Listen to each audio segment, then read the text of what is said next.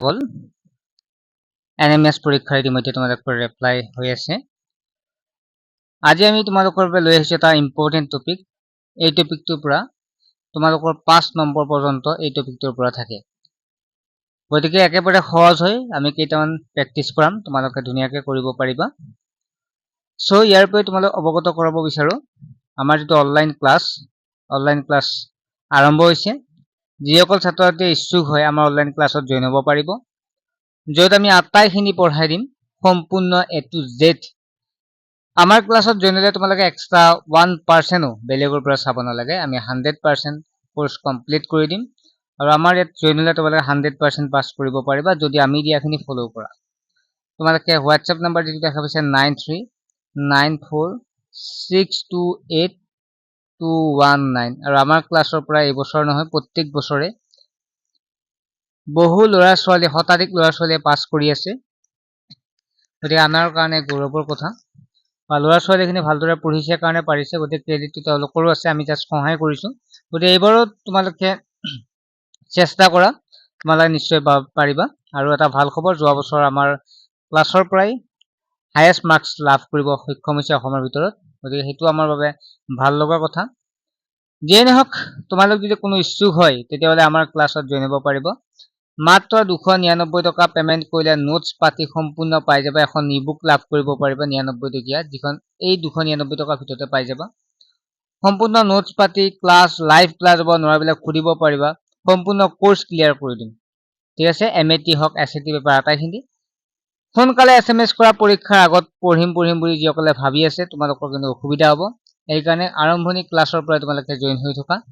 আৰু কিছুমান ক্লাছবিলাক আমাৰ ৰেকৰ্ডেড হৈ থাকিব, অৰ্থাৎ লাইভ ক্লাছবিলাক ৰেকৰ্ডেড হ'ব। তুমি ধৰা আজি ক্লাছটো কৰিব পৰা নাই, তোমালোকে আগৰ ক্লাছবিলাকো চাই ল'ব পাৰিবা। গতিকে ক্লাছবিলাক সম্পূৰ্ণ ৰেকৰ্ডেড হৈ থাকে। যদি ইচ্ছুক হয় তোমালোকে হোৱাটছএপ নম্বৰটো মই আকৌ কৈছো 9394628219, কাৰণ আমি পৰীক্ষা এটা দিবৰ কাৰণে আমাক হেল্প কৰিবই লাগিব। ক'ৰ পৰা পঢ়িম, কি পঢ়িম সেইবিলাক বিচাৰি ফুৰিব নালাগে, তাতকে আমাৰ ক্লাছত জইন হোৱা আৰু জাষ্ট পঢ়ি যোৱা। এতিয়া আমাক কৈছে প্ৰথম প্ৰশ্নটো নিৰ্দেশনা যে বৃহদিক শব্দটো বাছি উলিওৱা। মানে ইয়াত এটা বাকী কেইটাতকৈ এটা মানে কি আছে, হেৰি আছে, মানে বৃহদৃশ আছে। আগতে আহি যোৱা প্ৰশ্নবিলাক দেই, এইবিলাক প্ৰিভিয়াছ ইয়াৰ কুৱেশ্যন পেপাৰ 1 পৰা 5 নম্বৰ, মানে এটাত 5 নম্বৰকে প্ৰায় থাকে। গতিকে চোৱা, আগতে আহি যোৱা প্ৰশ্ন, সেইকাৰণে তোমালোকৰ সুবিধা হ'ব, এনেকুৱা প্ৰশ্ন পৰীক্ষাত পাবা।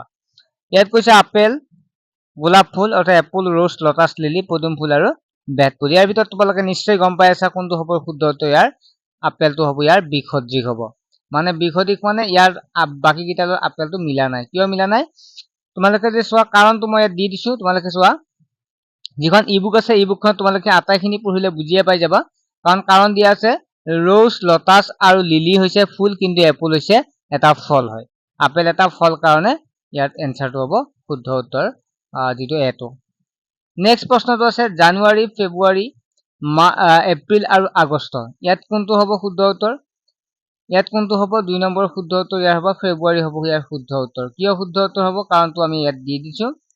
চোৱা তোমালোকে, জানুৱাৰী, এপ্ৰিল আৰু আগষ্ট মাহকেইটা দিনৰ সংখ্যা 31 বা 30 দিন, কিন্তু ফেব্ৰুৱাৰী মাহটো 28 দিন 29 দিন। মানে তোমালোকে চোৱা যে আৰু এটা কথা চাব পাৰিবা, ফেব্ৰুৱাৰী মাহটো কি হৈছে, এইটো মাহটো 28 দিনীয়া 29 দিনীয়া, কাৰণ লিপ ইয়াৰ হয়। ফেব্ৰুৱাৰী মাহটো আমি যদি চাওঁ তেতিয়াহ'লে ই 28 দিনীয়া বা 29 দিনীয়া হয়। বাকী কেইটাত তোমালোকৰ একে থাকে, ঠিক আছে। এপ্ৰিলটো 30 দিনীয়া, জানুৱাৰী 31 দিনীয়া, আগষ্ট 31 দিনীয়া এটা, কিন্তু ফেব্ৰুৱাৰী 28 আৰু 29 দুটা দিন হয়। সেইকাৰণে বাকী কেইটাতকৈ আমি চাওঁ যে তেতিয়াহ'লে আমি ফেব্ৰুৱাৰীটো ইয়াত অসদৃশ পাইছো। গতিকে অপশ্যন হ'ব বি টো হ'ব শুদ্ধ উত্তৰ। 3 নম্বৰ তোমালোকে চোৱা, 3 নম্বৰ প্ৰশ্নটো দি আছে কাণ, চকু, নাক, ডিঙি, তাৰপিছত কিছু আই, নোজ আৰু থ্ৰোট। ইয়াৰ এনসাৰটো কোনটো হ'ব? শুদ্ধ উত্তৰ যদি আমি 4টাৰ ভিতৰত চাওঁ তেতিয়াহ'লে ডিঙি বা থ্ৰোট হ'ব ইয়াৰ শুদ্ধ উত্তৰ। কিয় হ'ব?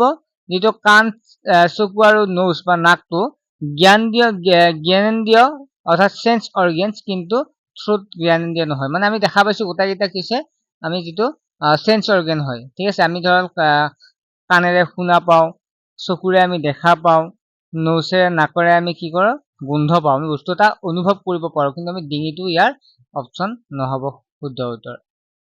4 নম্বৰ প্ৰশ্নটোলৈ আগবাঢ়িছো, এছিয়া, ইউৰোপ, আফ্ৰিকা, কানাডা। ইয়াত কি হ'ব? এছিয়া, ইউৰোপ, আফ্ৰিকা আৰু কানাডা।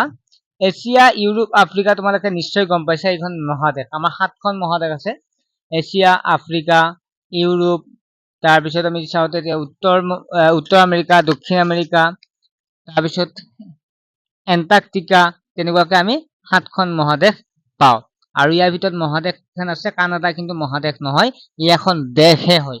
গতিকে অপশ্যন ইয়াৰ শুদ্ধ উত্তৰ হ'ব ডিটো। 5 নম্বৰ প্ৰশ্নলৈ আগবাঢ়িব পাৰো।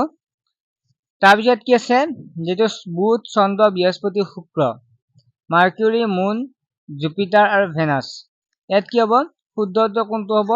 ইয়াত তোমালোকে বুধ, বৃহস্পতি আৰু শুক্ৰ গমে পাইছা তোমালোকে, এই তিনিটা হৈছে, এই তিনিটা কি গ্ৰহ হয়। কিন্তু আমি যদি চাওঁ তেতিয়াহ'লে অৰ্থাৎ প্লেনেট হয়, কিন্তু আমি যদি চাওঁ তেতিয়াহ'লে মুনটো যিটো আছে ই এটা ছেটেলাইট বা উপগ্ৰহ হয়। সেইকাৰণে ইয়াৰ শুদ্ধ উত্তৰ হ'ব যিটো চন্দ্ৰ হ'ব ইয়াৰ শুদ্ধ উত্তৰ। 5 নম্বৰ শুদ্ধ উত্তৰ ছেটেলাইট। নেক্সট হ'ব 6 পৰা 10 নম্বৰ। ইয়াৰ আগতে আহি যোৱা প্ৰশ্নই তোমালোকৰ বাবে মই আলোচনা কৰিছো। এইটো আগৰ প্ৰশ্নই মই তোমালোকক কৈছো 10টা প্ৰশ্ন আহে, তাতো 1 পৰা 5টা আহিছিল, ইয়াত 6 পৰা 10 দি আছে, মানে প্ৰায় 10টা প্ৰশ্ন ইয়াত আমি 5টা প্ৰশ্ন আমি দেখা পাওঁ। ঠিক আছে, গতিকে 5টা প্ৰশ্ন ধুনীয়াকে পাৰিবা তোমালোকে। জাষ্ট মই ভালেকেইটা দিছো ইয়াত, প্ৰিভিয়াছ ইয়াৰ কুৱেশ্যন পেপাৰ ইবুকখনত তোমালোকে চাবা, আৰু ক্লাছত জইন হলে আমি আটাইখিনি পঢ়াই দিম, চিন্তাই কৰিব নালাগে, আটাইখিনি আমাৰ পৰাই পাই যাবা। ইয়াত একেদৰে বিশদ দিশটো বাছি উলিয়াব দিছে, যে বিশদ দিশ মানে তাৰ যিটো ভুলটো। যেনেকুৱা ইয়াত কান্ধ আছে, ভৰি আছে, কিলাকুটি আছে, বাহু আছে, ইয়াৰ এনচাৰটো কোনটো হ'ব অশুদ্ধ? যোৱা ইয়াৰ কিলাকুটি হ'ব। ইয়াত তোমালোকে দেখা পাইছা কান্ধ, বাহু আৰু ভৰি এইকেইটা হাত বা শৰীৰৰ ওপৰৰ অংশৰ সৈতে জড়িত, কিন্তু ফুট শৰীৰৰ তলৰ অংশ।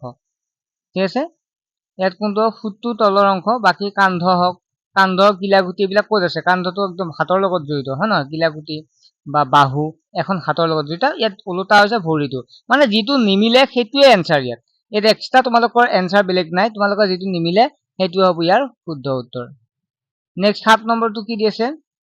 ইয়াত কাণ দিছে, এইমাত্ৰ কাণ দিছে, তাৰপিছত ইয়াত চকু দিছে, হাৰ্ট দিছে, হাৰ্ট মানে হৈছে হৃদযন্ত্ৰ, আৰু কিডনী মানে বৃক্ষ।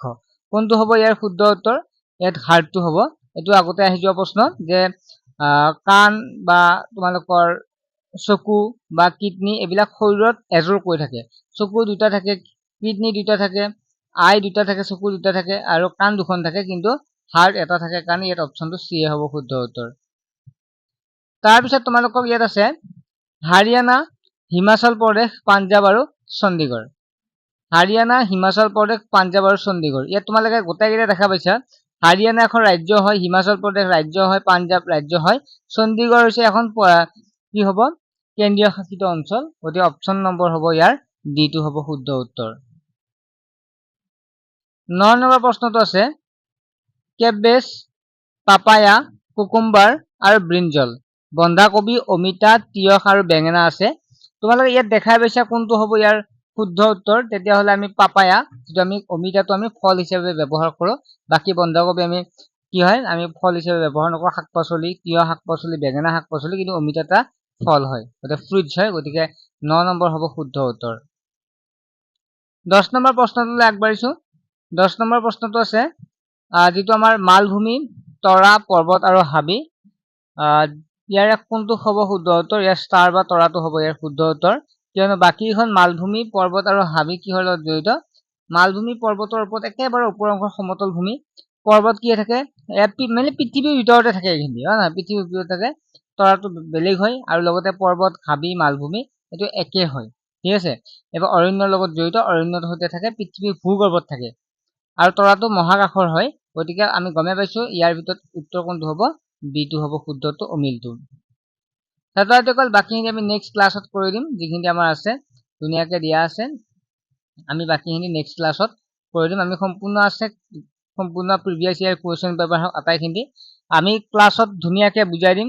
ক্লাছ ষ্টাৰ্ট হৈছে যিহেতু আমাৰ, ধুনীয়াকে আটাইখিনি বুজাই দিম, তোমালোকে ভালদৰে চেষ্টা কৰিবা, আমিও যিমান পাৰো চেষ্টা কৰিম, আৰু পাছ কৰিবই লাগিব বুলি ভাবা আৰু কৰিব পাৰিবা। ঠিক আছে, একেদিনে তোমালোক সময়, আৰু যিসকল ছাত্ৰ-ছাত্ৰী এতিয়ালৈকে আমাৰ ক্লাছত জইন হোৱা নাই, তোমালোকে নাম্বাৰটো মই আকৌ দিছো 9394628219। এটা কথা মনত ৰাখিবা, কষ্টৰ অবিহনে কেতিয়াও ছাকচেছ হ'ব নোৱাৰি। কষ্ট নকৰি কেতিয়াও সাকসেস হ'ব নোৱাৰা এখন কিতাপত তোমালোকৰ বহুত কিবা কিবি নোটছ থাকিব তোমালোকে ধৰ কিতাপ এখন কিনি আনিলা 400-500 টকা ললে আটাইখিনি নোটছ থাকিব তোমালোকে পঢ়ি শেষ কৰিব নোৱাৰিবা ইচ্ছা নোযোৱা হ'ব কিন্তু আমাৰ ক্লাছত এটা এটু জেড মানে আমি ধুনীয়াকৈ পঢ়াই যাই থাকিম তেতিয়া তোমালোকে কি হ'ব পৰীক্ষাৰ আগত চাবা সম্পূৰ্ণ মই পাৰিছো তোমাৰ নিজৰ কনফিডেন্স বাঢ়ি যাব গতিকে সেইকাৰণে তোমালোকে আমাৰ ক্লাছত জয়েন হৈ কেনে পঢ়া 100% তোমালোকৰ পাছ কৰিব পাৰিবা ঠিক আছে নেক্সট এটা ভিডিঅ' লগ পাম বাই